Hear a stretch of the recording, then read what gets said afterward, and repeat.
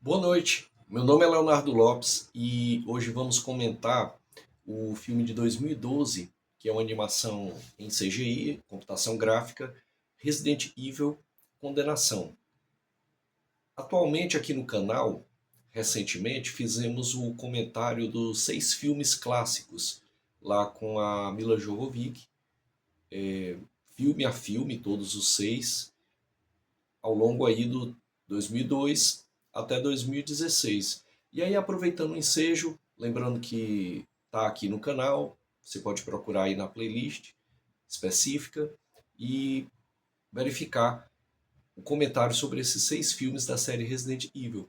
E aproveitando o ensejo, vamos fazer aqui o comentário desse filme de 2012, que é contemporâneo lá, concomitante ao Resident Evil 5, que também é de 2012, que é o Retribuição, que é um filme que faz a ligação entre o 4, o Afterlife, e o final lá de 2016, que é o capítulo final. Mas o comentário de hoje então é sobre o Condenação, que é uma animação gráfica em CGI de 2012 e que foi concomitante aí ao Retribuição. O nosso comentário aqui está cheio de spoilers. Se você ainda não assistiu essa animação em computação gráfica, eu sugiro que assista, é muito boa, muito interessante.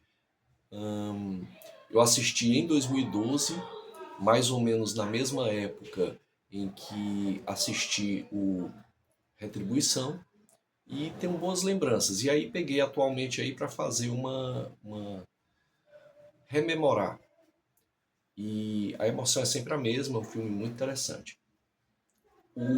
Esse filme, o Resident Evil Condenação, ele é interessante porque ele faz uma relação, e é isso que vamos tratar aqui hoje no nosso vídeo, ele faz uma relação entre terror biológico, o bioterror, que é trazido lá pela Umbrella, pelo T-Virus, e aí pelos a forma como esse vírus ele faz mudar os organismos, né, criando vários monstros, né, os Leakers, os Tyrants e tantos outros, né, o próprio La Plaga, né, que é aquele vetor que transforma e dá características biológicas aos seres. Então tem esse terror biológico aqui, mas ao mesmo tempo esse terror biológico ele está muito ligado a um terror que é classicamente humano, que é a guerra. Então esse filme aqui ele é considerado um dos mais maduros da série Resident Evil, porque ele traz aspectos geopolíticos muito interessantes. E é interessante porque em 2012 esses aspectos políticos eles tinham um certo valor. Hoje, esse valor foi muito mais amplificado com o conflito entre a Rússia e a Ucrânia. Então, lá, mais ou menos semelhante ao que ocorre hoje, o conflito real entre a Rússia e a Ucrânia, lá existe um conflito que vem desde a dissolução, a partir da queda do Muro de Berlim, né, a partir da abertura econômica que a ex-União Soviética, agora na figura da Rússia, teve, o capitalismo que adentrou a Rússia, e a forma como isso afetou a geopolítica dos antigos estados da antiga União Soviética.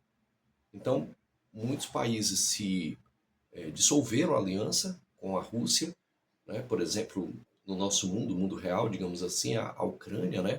Que seria o ponto mais nevrálgico de conflito. E lá é mostrado um país fictício do leste europeu que justamente se separa da Rússia e, com isso, gera conflitos internos muito grandes, né? Então você tem e é por isso que ele é muito maduro em termos geopolíticos, porque apesar de ter todo o contexto do Resident Evil, do T-Virus, dos Leakers e todos os monstros que existem na série, mas isso acaba sendo meio que como pano de fundo. E em certo sentido, e é isso que a gente queria trazer como camada desse filme, desse longa-metragem em CGI, é que os monstros que estão presentes ali eles representam a monstruosidade humana da guerra. como se fossem dois lados da mesma moeda.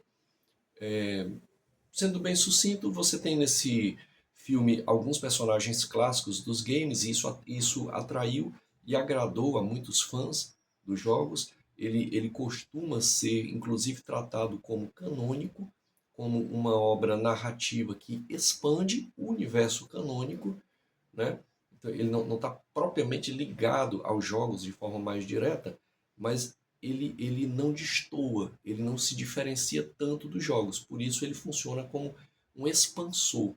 E aí é um expansor dos games, é muito interessante porque ele traz o aspecto geopolítico, ele traz o aspecto de guerras, né?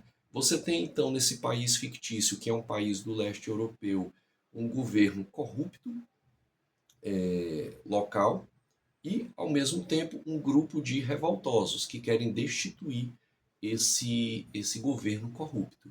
E temos a figura aqui do Leon, né?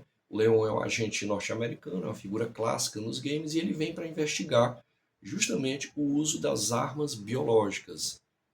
São armas biológicas, armas orgânicas biológicas, que estão sendo utilizadas no conflito. Todos os dois lados utilizam, tanto o governo oficial com os Tyrants, quanto os rebeldes, eles utilizam lá o La Plaga para poder ter um controle, forma-se uma relação de senhor e escravizado aqui, aonde o senhor acaba sendo aquele que, o rebelde que implantou lá Las Plagas, e eles conseguem coordenar os Lickers e utilizar os Lickers na guerra.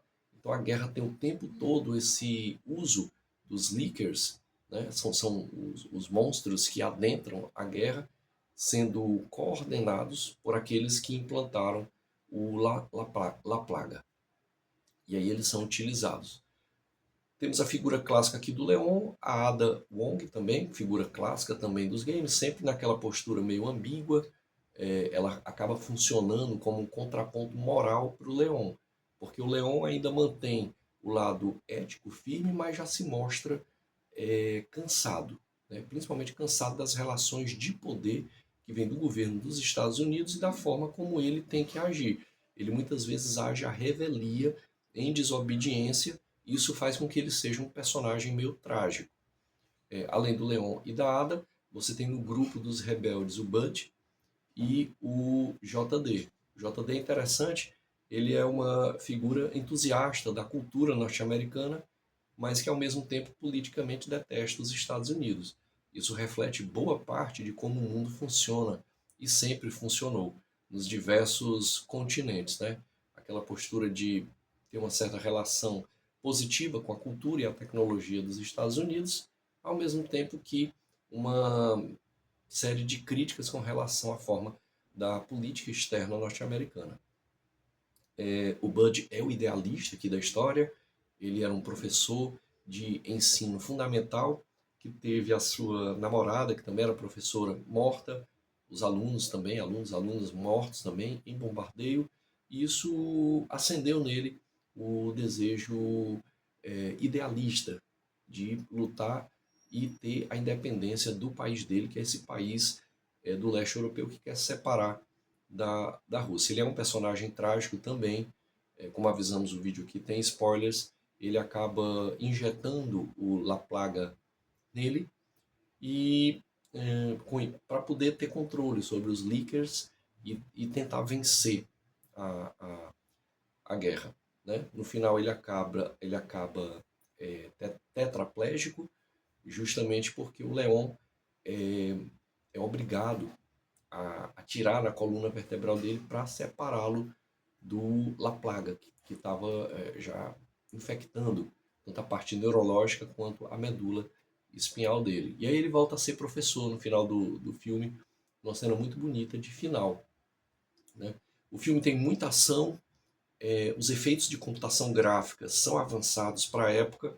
Claro que comparados com hoje em dia, o filme já tem aí uns 13 anos e meio, né? Hoje em dia está bem mais avançada a parte de computação gráfica, mas para a época foram bons efeitos. Ele se foca muito nas expressões faciais, numa postura de colocar ambientes sombrios, ruas destruídas, é um ambiente de guerra, né? Essa guerra com o leste europeu, né? É um país do leste europeu que está em conflito com a Rússia e mostra vários dilemas de ordem moral, dilemas de ordem político, constituindo-se então como um bom filme da série Resident Evil. Bom, se você gostou do nosso comentário, da nossa análise aqui, eu peço aquele like, aquele comentário, compartilhamento. Vamos ficando por aqui. Até uma próxima oportunidade. Obrigado.